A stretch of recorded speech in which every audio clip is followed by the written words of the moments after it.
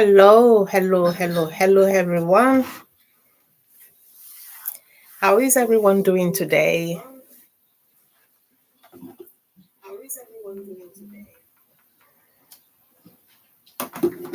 Mm,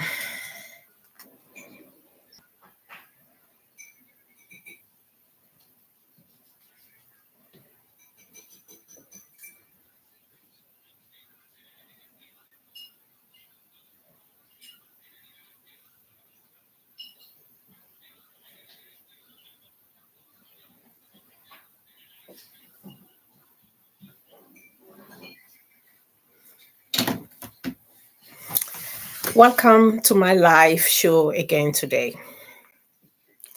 Good morning to everybody. Good afternoon to everybody. Hello to everybody. It depends wherever you're watching from around the world. Welcome to my live show again. My name is Maria. Today's live, we're going to discuss about my story of coming into the UK. You okay? All right, yeah. Today's life is about my life story or my dream of coming into the UK. So if everyone is watching me, please don't forget to tell me where you're watching from. And if it's okay with you, you can tell me your name and where you're watching from. Thank you for coming by. So I'll start off with today's topic is totally different to whatever I usually discuss or my niche, because my niche is into how to grow your own YouTube channel and everything to do with learning disabilities, because my background is learning disability, and also anything to do with communication, because in order for you to become a learning disability practitioner, you need to have a good communication skill. So that is my path. But today is totally a different live streaming I'm doing, because in order for me to engage with the audience there, people needs to know who am I. That's why I'm bringing this live today to discuss about my life of coming to the UK. First of all, my name is Maria. I'm a Sierra Leonean by nationalities. I come from Sierra Leone. So the reason why I came to the UK, that is the story I'm going to share with you today. I was in Sierra Leone. The last time I was there, I would say in the year 2020, 2004. Let me say 2003 to 2004. So I was living, because I was married. I was married from school to my marriage. And then I left. I lived with my husband, and then the opportunity came for me to come to the UK. So my inspiration was, I got my inspiration from one of my auntie, my aunt. My aunt used to be in the UK, that is United Kingdom. She came only to study. And she came just for 5 years. At that time, she has already had her children. She left her children in Sierra Leone, and she came here alone. She finished her studies. She came to do a midwifery course. And according to her, she said at the University of Oxford University, that was where she did her study, and she became a midwife. Immediately, she completed her course and she got a degree, certificate. In those days, it was only a diploma, because degree was recently they introduced degree. That is our own time.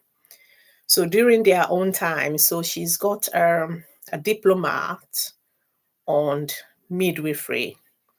So that was in a period of 5 years when she spent time in the UK. And she left the UK, went back. She left in the UK and then went back to Sierra Leone. And then from there, she built a house. And then how she made a house, she built like 1 story up, and then the bottom side, she made it as a health center. And then she started a practice as a midwife. So all the area women that lives in the area, they usually come to her, those who are pregnant. So they came to seek consultations. They do their postnatals or whatever. When you're pregnant, like you go, how do they call it? Like, look at me, I've already forgot. What pregnant women usually do when they go to their appointments. So those are the activities she does. So when you become pregnant, so the first thing is you come to her, and then she will examine you and then identify that yes, you're pregnant, and then she will start then working with you gradually until when you're due to give birth. So immediately you're due to give birth, you come to her and then she will prepare everything. So she organized the downstairs of her house. She organized it as a health center for pregnant women only. And she was doing that profession for quite a while until she was on her 80s. When she was 80, between 80 to 86 years, the last time I know her, she was on her 86 years. She was still practicing midwifery. And the reason why I got inspired by her, onto that stage, she has never known any other work. She has never known any form of suffering because she lives very comfortable. She lived a very comfortable life because she got paid by these pregnant women that comes to her. They paid her from the beginning of their pregnancy. Each time they come for their appointment, they will pay money. It's like a registered.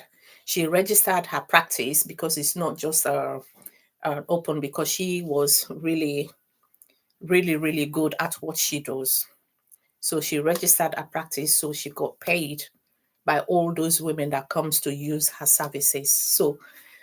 So she lives a very comfortable life until her death day. She never knows suffering. And she was training other people. Other people comes to her and they train to her. That is including me. I was going there just to get inspiration from her. I was doing some help. I didn't get paid, but it's just to train me. I'm learning from her. She didn't accept anything from people that comes in to learn. She won't accept anything from them. It's okay for you to come and learn whatever you want to learn. So that is how she encourage us. So I learned from her almost like every week. I'm there. When on my free days, I'll come and then support her, support with the delivery, support with the assessment, know the questions that she will ask, how to assess a woman and everything, all those things, anything to do with maternity. I've almost know mostly everything about it. So that was my inspiration. Sorry, 1 second, please. 1 second, please.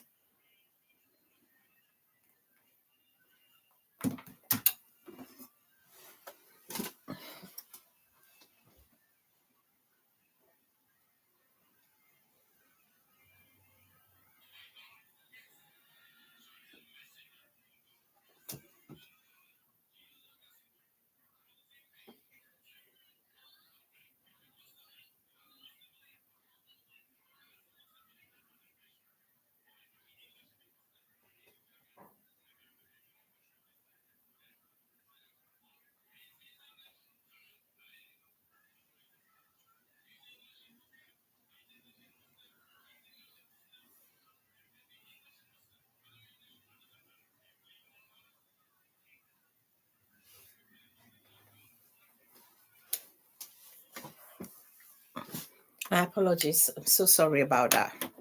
I was just checking on something. Okay, so I got my inspiration from this, my aunt. And then my plan was when the opportunity came for me to come to the UK. So, where it all started, I don't know if you've ever heard about Sierra Leone, if you've ever heard the story, or if you know about Sierra Leone, you will know that that year that I took from 20 from 1998 to 2004 and all that, we still on we are having that a war was on our country, where people were running away, going somewhere where it's more safe, because Sierra Leone was not safe within that period. It wasn't safe at all. So those are the day we decided, me and my husband, late husband, um, we went to this other West African country called Gambia. So we went to the Gambia for refuge because Sierra Leone was not safe during that time. So we went there, and then the opportunity came for me to come to the UK. So that thought, by the way, my aunt passed before even the rebel war. She did passed on, because she was at the age of 86 years. Well, she did very well. So she did passed on before even we went to having the war that took place. So even when we ran away to the Gambia, I still have that thought in my mind that anytime I've got the opportunity to come abroad, wherever abroad, it can be either the UK or America, but I did prefer UK. I said, if I come here, the first thing I will do is education. Took the footsteps of this, my aunt who passed on, because she inspired a lot of people. Trust me, the area where she was before she passed on, a lot of people becomes midwives. They all are midwives. Majority of those that she teaches, they are practicing the same midwifery and earning money from there.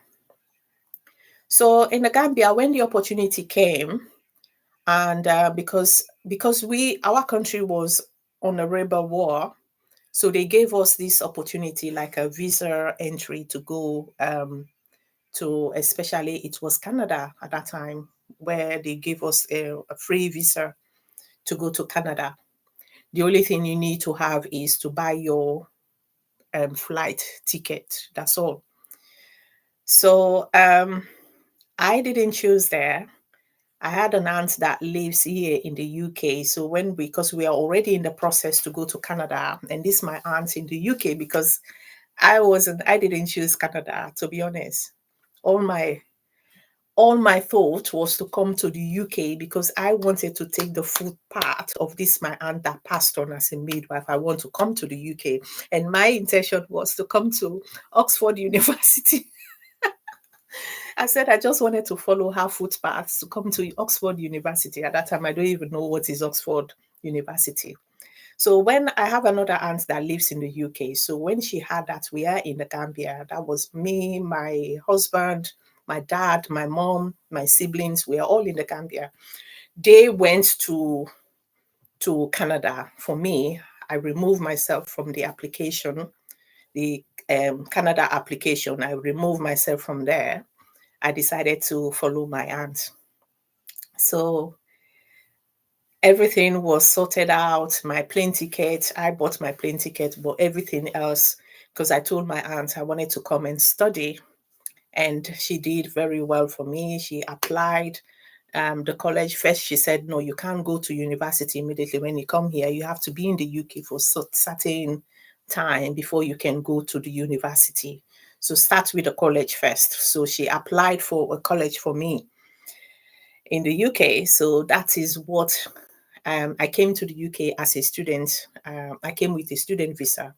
My focus is come and study, because what she said is study at least 2 years in the college, and then before you can have the entries to go do your university course.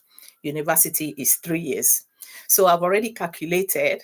I said, if I come to the UK, I'm just going to spend 5 years, 5 years in total. By the time I will be doing my studies, and then I will be doing my part-time work, and then I will save money, and then I'll go to Sierra Leone, and then I will build a health center, and I'll become a midwife, because my focus was to go universities to study midwifery and do exactly like what my aunt did.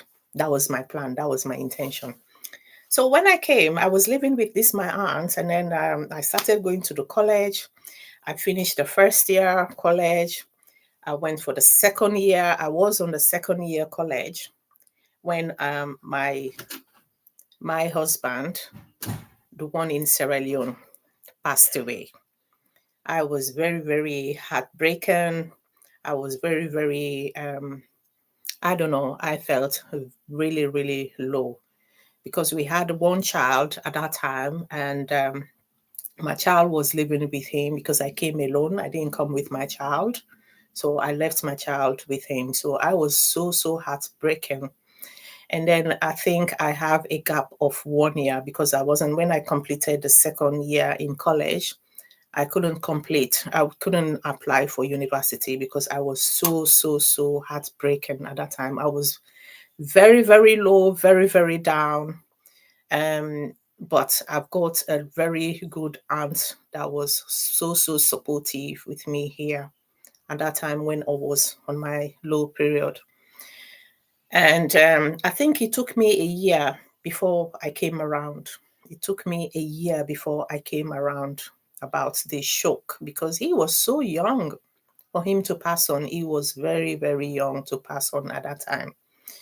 So, anyway, after a year, I pick up myself again, and I decided to apply for university. So I went to university. I'd make the application. First, the application I did was for midwifery, and then I was rejected.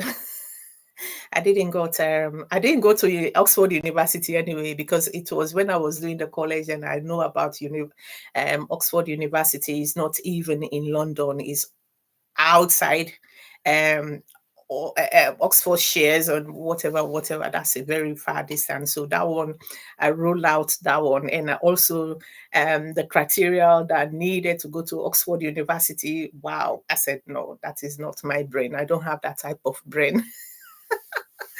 So I said, okay, any college counts, the one around London area where I was living. So I applied for the University of South Bank University. So they rejected my application for midwifery. So, and I tried again and try to do another application. So at that time, I couldn't get anywhere. I couldn't get.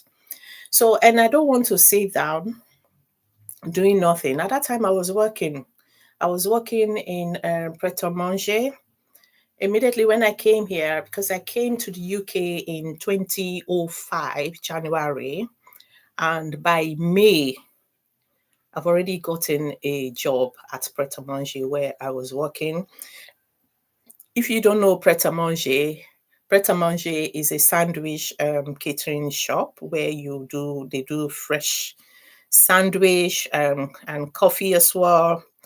So I was working there up to the post of an assistant manager, because I worked, I think, for 4 years before I left. But anyway, I was still working there when I applied for the midwifery, where I was rejected. And then I tried this other university, Greenwich.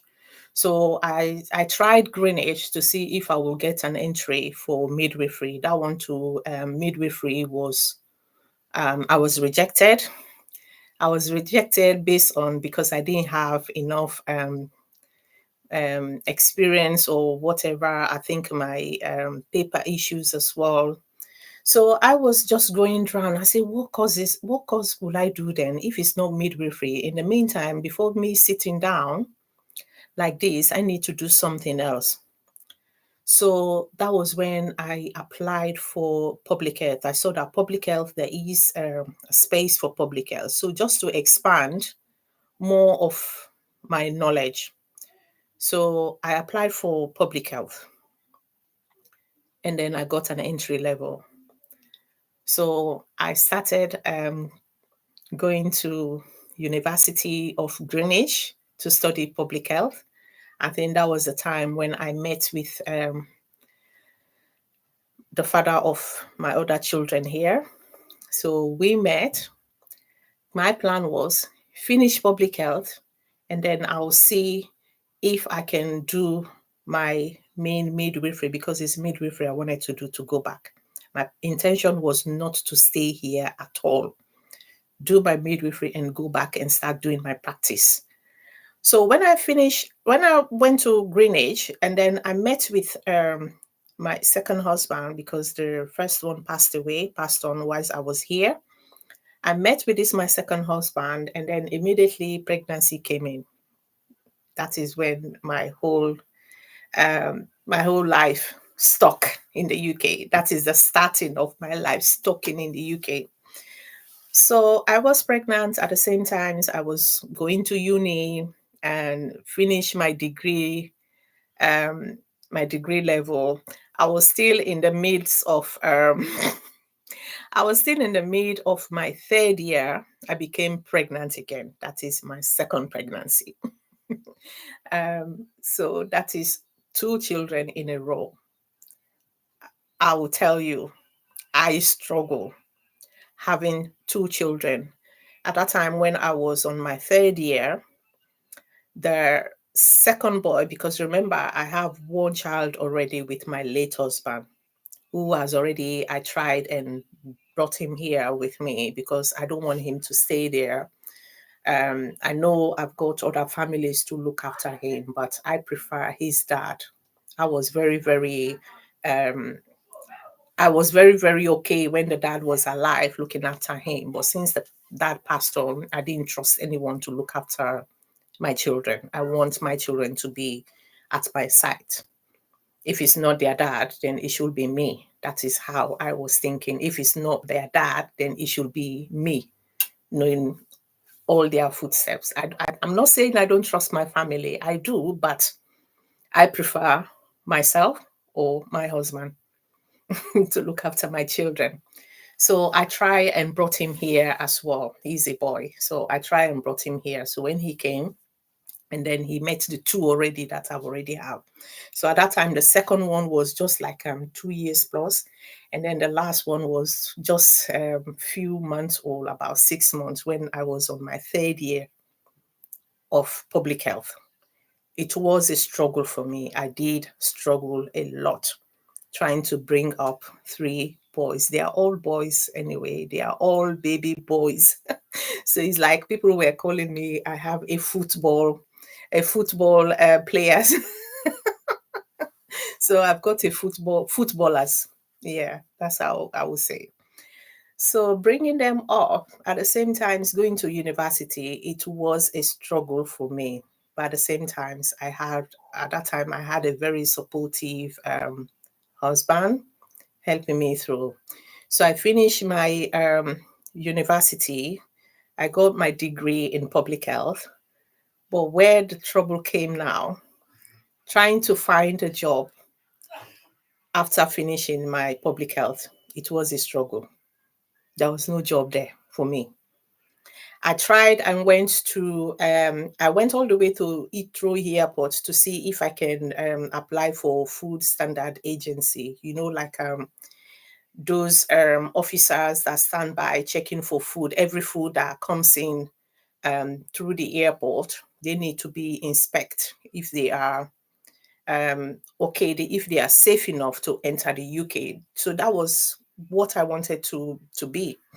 So I was rejected. I didn't get the job. I applied for health and safety officer. I was rejected. I did a lot of application, because when you do public health, you can work anywhere you want to work as well. You can work anywhere you want to work, because public health is about safeguarding the welfare of the nations, especially when there is an outbreak. And then we are there to create awareness to the public out there how to stay safe when it comes to things like Ebola, or when it comes to like when we had the COVID-19. So that is the role of public health, just to educate and create awareness to the public there how to stay safe. That is the role of public health, is when there is an outbreak of any health emergency that occur, then public health will intervene to see how they can quickly rectify that for the public population to stay safe. That is the role of public health. But I couldn't find any job there. The last job I got was to go all the way to Cambodia. There was an outbreak of cholera in Cambodia in those days when people were massively just passing by. So I received a job, a job offer. Even they offered me to pay me $1,500 a month, and then including they will give me a free space to stay, and also a government van to walk around, to move around. That is all free. But at that time, I look at my children, they were still young. I've got a 6-month-old baby, and as well as a two-year plus child. And at that time, my older son was already here. I think he was 12 years old. So I said, where would I leave all those children? I can't leave them and just go on where? Cambodia. And I don't want to travel with them. At the same time, I can't leave them here. So I rejected the offer. I didn't go. I didn't go to Cambodia. So that's it. So there was no other job for me. So I said, okay, because I was still working at Pret a Manger, but I looked at it. I said, no, the distance, and also I need to make use of my qualification. So that was when I applied for not the manager role. They didn't take me. A supported accommodation, that is working in how do they call it, residential home, working with people with learning disability. I did apply for the manager role, but I didn't get the offer. Then I went for the team leader. They said, no, I need to know first, because since I have never worked with people with learning disability before, I need to start from the scratch. I said, okay, that's fine. So that was when I started working with this company called CareTech. CareTech is a residential home for people with learning disabilities. So I started working there. So I worked there until I gained experience. I got the passion of working with people with learning disability. That is where I got the passion of working with people with learning disability. I loved it so much. I love the work because I can talk. I am a very caring person, and I'm a very, very dedicated and committed person. So I love the job so much. That was when I decided to go for the learning disability nursing. So midwifery was already out of the way. The reason being is I've got my children here, I've got my husband here. I didn't have any other plans to return back, because let me tell you something, when you come to the UK and you start creating family, just forget about you going back home because you have to stay here, look after them. Why would you take them? Why would you take them from the country where they are born from and then take them away? That is not good. That means you are removing them from their own back country. So I didn't want to be that kind of selfish, if I can say. So I said, no, let me bring up my children first. Let them learn the where they are. Let them learn the culture of the UK. So that was when I didn't have the intention of going back. I said, let me stay and look after my children. So that was the midwifery plan I had, went out of the way. So the learning disability did inspire me so much. So I decided to go for it. That was when I applied for the learning disability course at the University of Southwark. Yeah, South Bank, sorry. South Bank University. So I got an entry level. So I completed my course. I got a degree as well on on learning disability. That is RNLD practitioner. So on my last placement, I was offered a job already, and I started working there. That was an inpatient. I love it so much. So I completed the inpatient. I was there for about 7 years, working as a learning disability nurse up to a band six post. Band six post was like a deputy manager. I became a deputy manager in an inpatient ward. So I was there. I love it. I love the post. It was so inspiring working with vulnerable adults because I work with the adults 18 and above. And then I saw this other post as an LD because I just wanted to expand because I like to grow. I wanted to expand my knowledge. So because I stayed in that one setting for quite a while now, for 7 years, so I decided to move on. So I saw this post to a general hospital. One thing you need to know first, as an RNLD, that is a learning disability nurse, you can work everywhere. The thing is, this course is not exposed.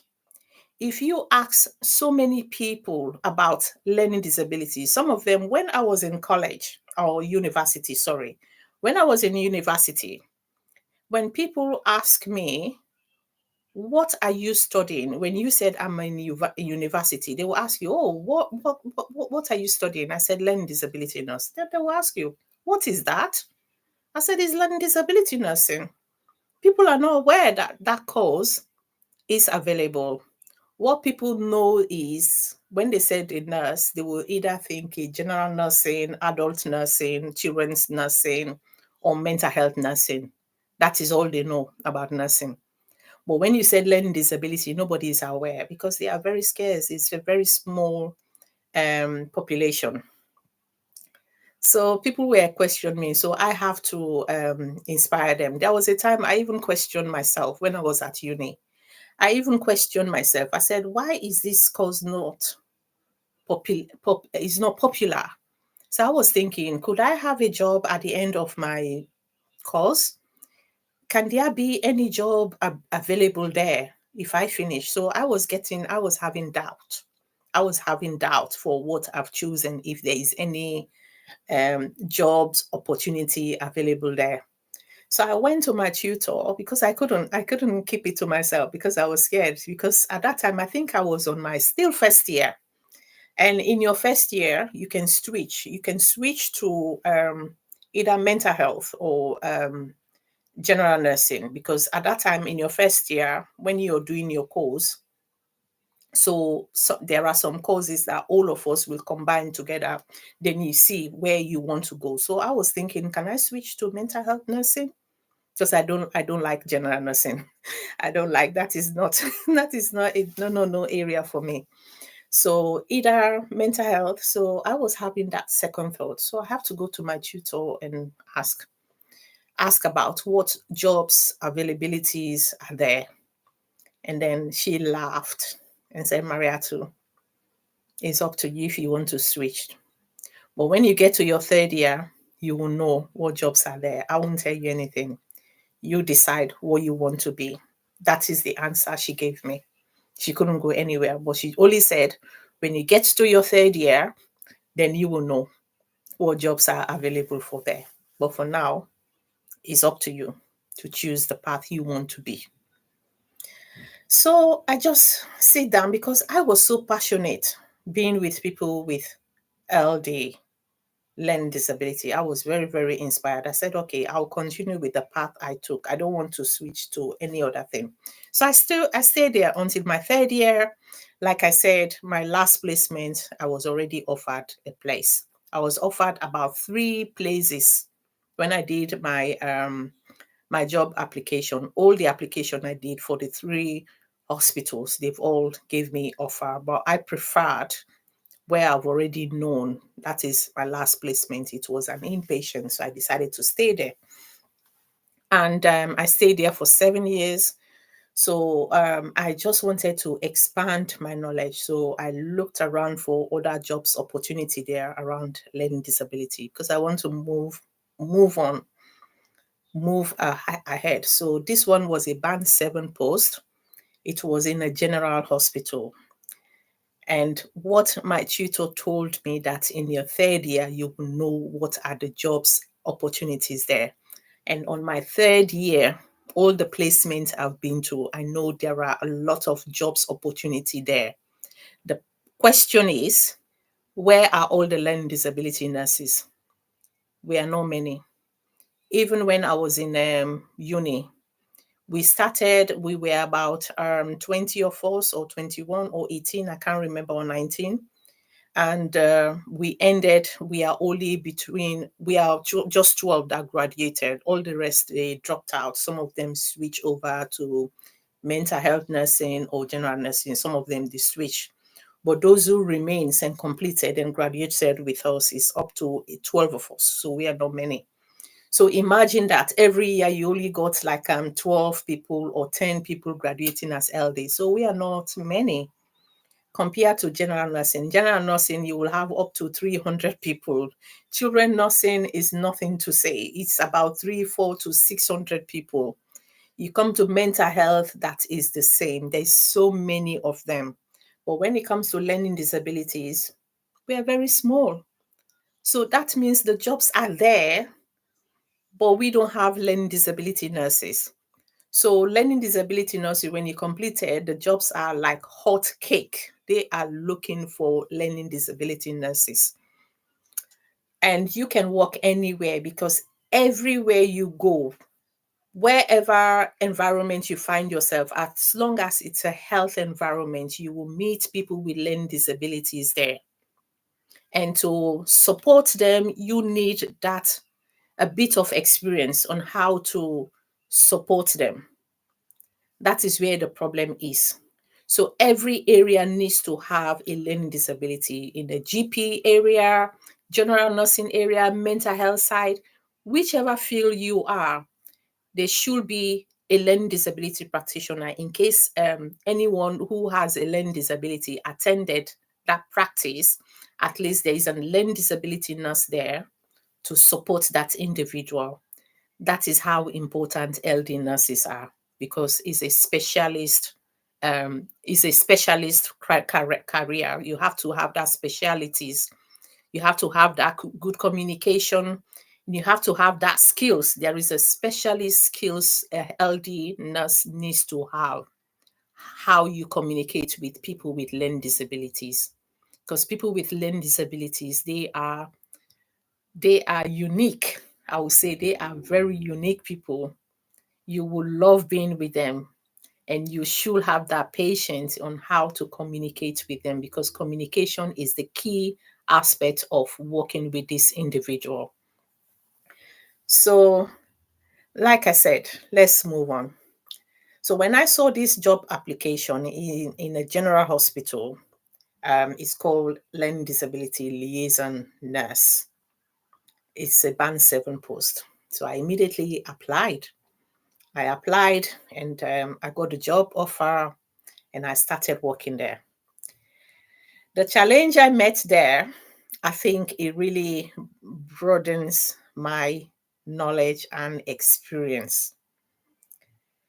Because we are controlling 2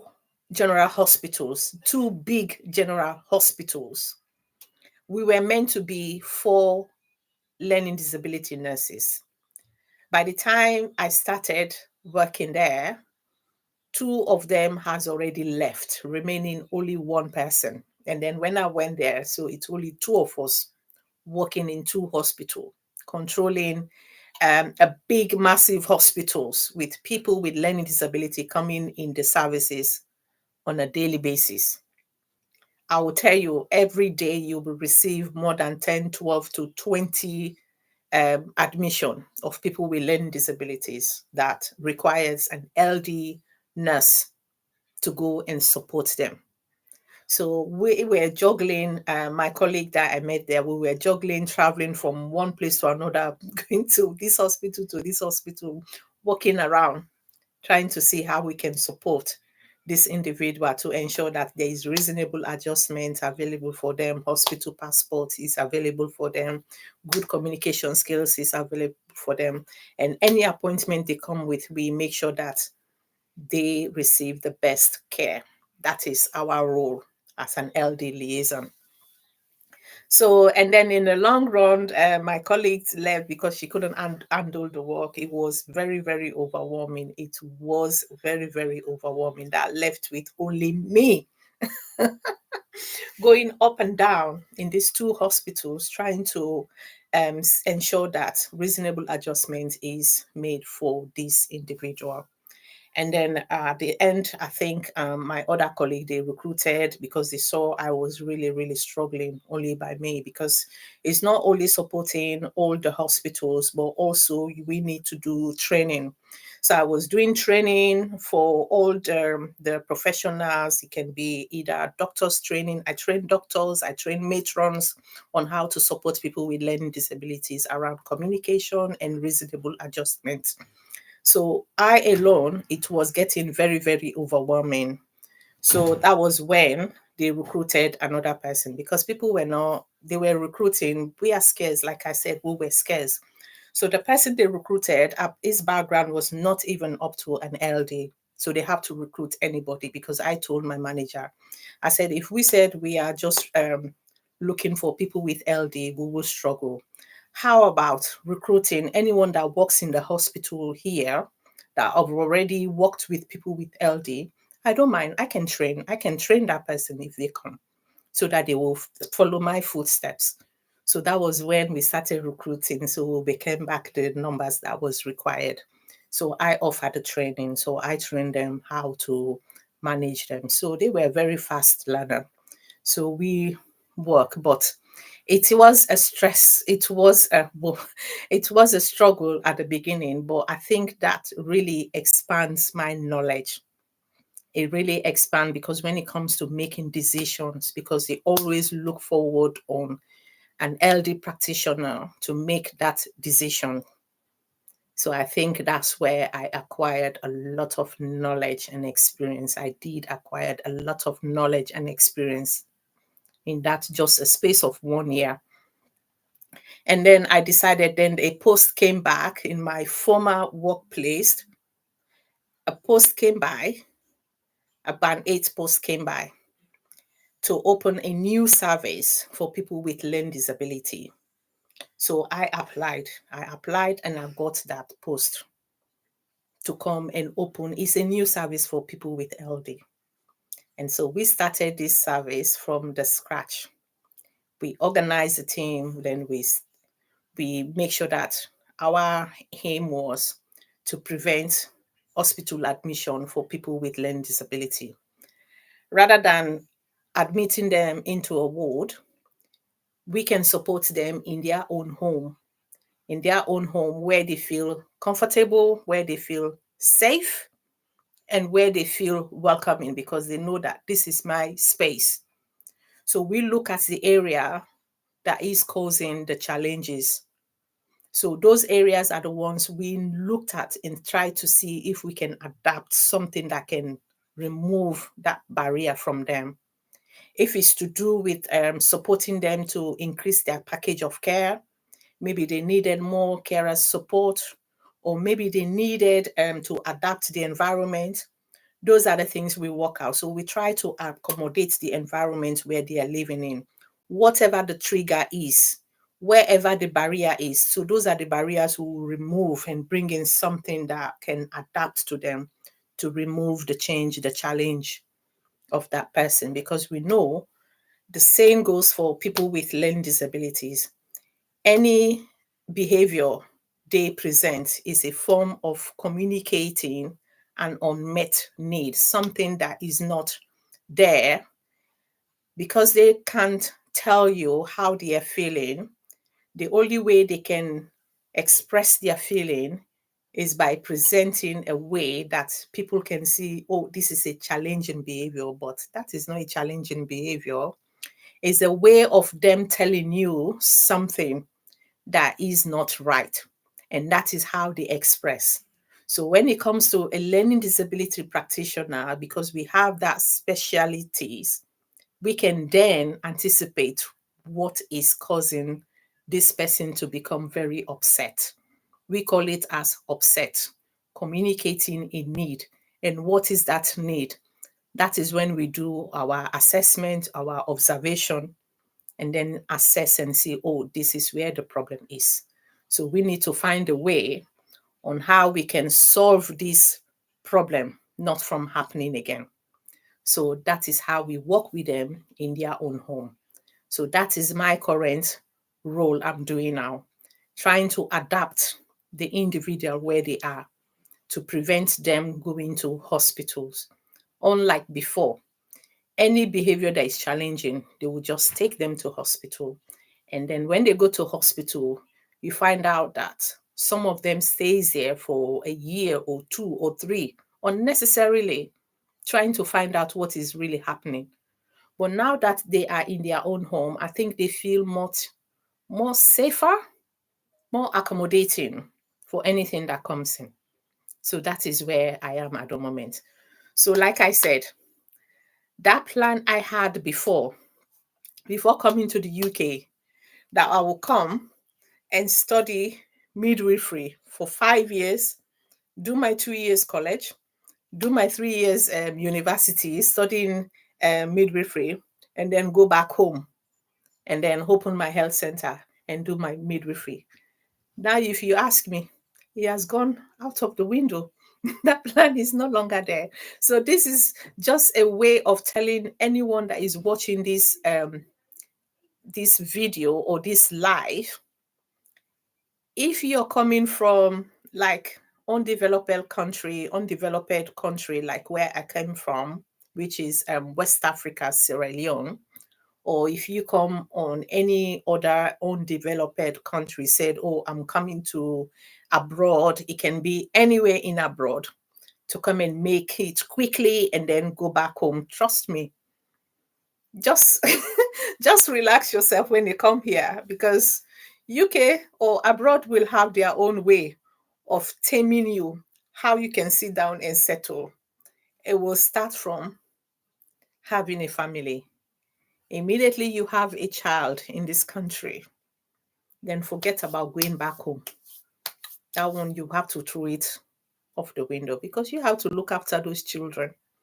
You have to look after them, because it's not fair on them, where the country where they are born, and then you taking them away from that country, take them somewhere else. That is unfair to them. So you have to bring them up here, let them grow up, and then they would decide where they want to be. But give them that opportunity. That is where I have stocked. I've stocked in the UK for them. So when they're grown up, and then they would decide if they want to come with me, because I'll still think of going back to my country at some point. But I will leave it to them. Let them decide when that time comes. And then they will now say, Mommy, shall we go back to Africa? Then I will be so gladly to say, yes, I'm glad that you brought this topic. It's okay for me. We can go. But until then, I'm still here looking after them, ensuring that everything is well with them. The one thing I did first was, I think the main reason why I went for that LD liaison is for me to change. One, to expand my career for developmental post. And secondly, is to change my days of work to 9 to 5, so that I will have enough time to look after my children. I think that inspiration came from my husband as well. he was the one saying that your children are now going to secondary school. And these are the age when children, if their parents are not around, this is the time where they got trapped in the system. In the system, in a sense, this is where they got involved into a lot of problems, issues. If you're not at home to know what is going on, they will get lost on their growing up. It does make sense to me because when I was in the inpatient doing that deputy manager role, I was working long days. I will start work at 7 because it takes me like an hour to get to my workplace. So by 5:30, I've already left the home. Imagine early in the morning, 5:30 in the morning, I'm already off from home to get to work. And I finish at 9. And the time I will get home is almost 11 p.m. So you leave the home, you don't get to see your children. And then you come home, they're already in bed sleeping. So it means that time is not there at all to know what is happening, what are they struggling, if they are struggling in school or they are being bullied or any other things that is happening. So you won't get to know. I said that is a brilliant point. So I decided to apply for this post because I was very, very okay where I was on my comfort zone. But at the same time, I said, okay, this is a career opportunity for me. Let me move on. So I was on my 9 to 5. So I don't get to leave the home until 8. At that time, I will see that everything is perfect. I see them before I leave. And then by the time they are home, I'm also at home. So I've got time to sit down with them, see what is happening, asking questions. And there was a lot of issues that was going on, which I wasn't aware before. So I try to manage those issues, trying to communicate with them. At the moment, I've got the perfect family ever, I would say. So I will give that credit to my husband, who really encouraged me to stop that 7 to 9 job to do the 9 to 5 so that I will have more time spending time with my family. And it really works for me. So at the moment, I don't have any intention to go back home yet. It's still there, but when the time comes, I will know the time has comes. But for now, my family comes first. Let them grow up first, and then they can decide later if they want to follow me. That's fine. But my intention is to go back home in the future. But if they want to come with me, it's up to them. But I know that if they said they don't want to come with me at that time, they've grown up now. They know when to make the right decision. So I won't have any um, worries that, oh, they will make the wrong decision because I know they are smart. They will be smart enough to make the right decision by the time I will decide to leave and go back home because I can't stay here until my dying days. Because I'm looking after people as well. Then I see the end part is not great in this country. When you are in your end part, family, ha, when it comes to family visit in abroad, family visit is on phone. They'll call you. Hello, mom. Are you okay? How are you doing? Or maybe I'll come back in the next weekend to come and visit you. Or maybe in 2 weekends' time. Or maybe month end, I'll come and see you. You don't get to see them. It's not because they don't want to come and visit you. No, because everybody is busy in this country. Everybody is busy with work. They've got their own family as well to look after. So that time is not there. And when you're in abroad, when you don't work, that is when the struggle comes because you can't live on benefits for the rest of your life because it's not enough. And you have to work in order to pay your bills. And here, the house rent, this is where people are struggling. The house rent, they pay you your salary. 1/3 of your salary will just go to house rent, paying your rent. And then you've got other bills to look at: gas bill, electricity bill, phone bills, and food shopping. And here in the UK, I don't know where other abroad country, you've got council tax to pay. That is the path that you're working. You need to pay for the floor. Even outside, you pay for it. That is the council flat. I mean, council tax. The path that you're working, you pay for it. And then you've got service charges that you have to pay. So there's a lot of things to pay for here. So by the time they pay you your monthly salary, give it 2 days, it's all gone. 2 days of your salary, everything has gone. And the thing about living in the UK is, if you said you live on your own, only you will make it up here. It is very impossible. You can't make it up here alone. Only you can't make it up alone. You need help, you need support. Imagine they pay you on a monthly basis, they pay you within 2 days. Your salary has gone to bills. Bills, bills, bills. It's all gone. So when you live on your own, that is where the struggle is, especially when you have children. That is where the struggle comes. That is where you see a lot of people end up. They end up being on benefit. They will leave their job because at the end of the day, what's the point of going to work? You go to work, they pay you, the money is gone.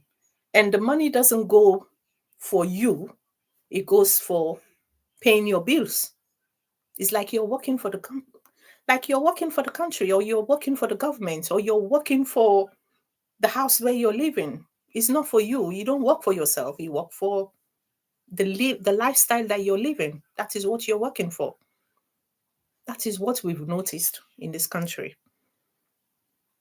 So when you said you be on your own, that is a struggle.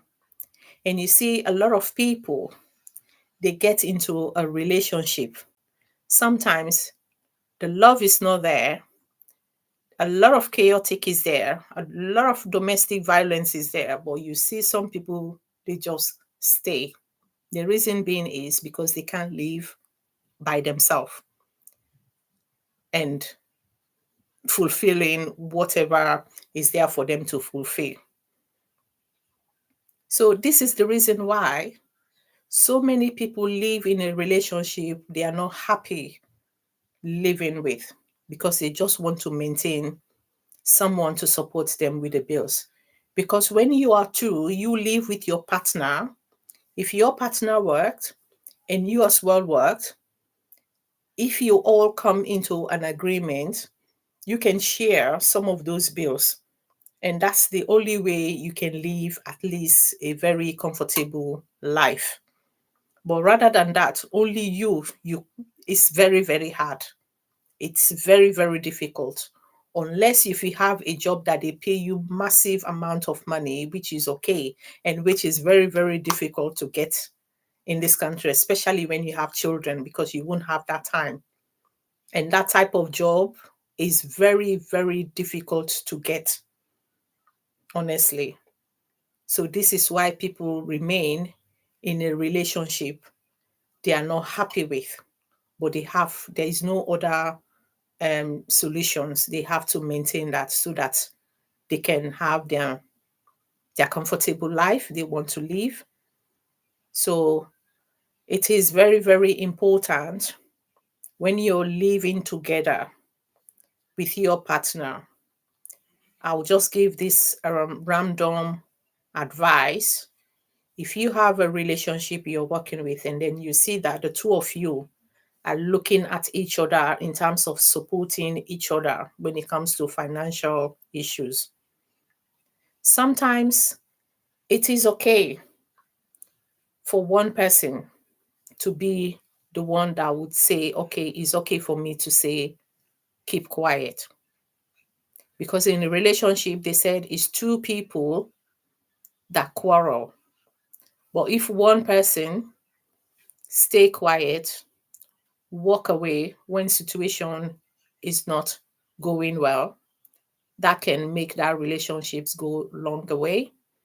And you have to understand each other. Because if you've been for quite a while, you need to understand each other. I'll give myself as an example.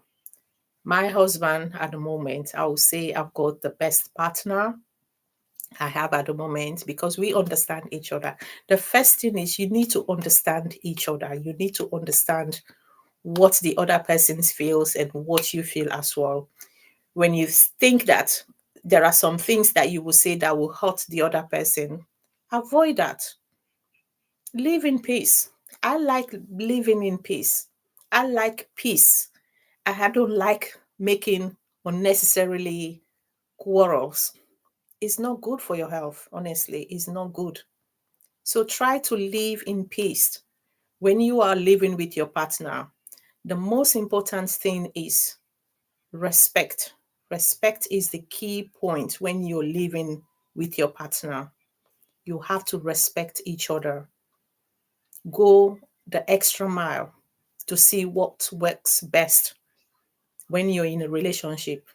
Respect is the key point to make your relationships go far a long way. And sharing is always said is caring. Listens to each other. And the biggest skill is communication. Communicate with your partner. Communication goes a long way. Communication needs to be in a two-way. When you're communicating each other with your partner, listen. Listening is very, very crucial, is very, very important. Allow the person to finish what they are saying to you. You listen and then you can respond. So communication is a good point. When you're sitting together and you find out that your partner is not happy or something changes, ask to know what is the matter, what is the problem. You communicate with it. You never know. Maybe you will be the cause of that. Then if you can find a way on how you can rectify that, you can iron it there in a simple manner. If you think that they are not happy, things are going hierarchy, it's okay to walk away for that main period. Just walk away. When everything cool down, you come back and allow them time to cool down. And then you can have that talk later when they are really, really calm down, they're coming back. Then you can have that discussion in a very soft manner. Then you can discuss and know what was the matter. Then you can sort it out there and there. So this is just my advice living in the UK. Living alone is very, very difficult. But when you have a partner, you need to understand each other, how you can go a long way with that, your partner. So this is my advice. Good communication and respect each other and allow the other person to say their mind without interrupting. Two-way communication is very, very crucial. So if you've come so far, I think I will leave this on to you. I've told you my story of coming to the UK. My plan to come to the UK is to come and study midwifery, 5 years, go back and build my own health center. It didn't work because of having children. So now I will leave you with this advice. When you're coming here, make sure that the plan that you came with, sometimes it might not be the plan that you will stay. Just have that in mind. You come here, think of staying here for a bit longer that time. Yeah. Thank you so much for watching. I'll see you next Sunday. So my live stream will be next Sunday. So until then, take care now and thank you for watching.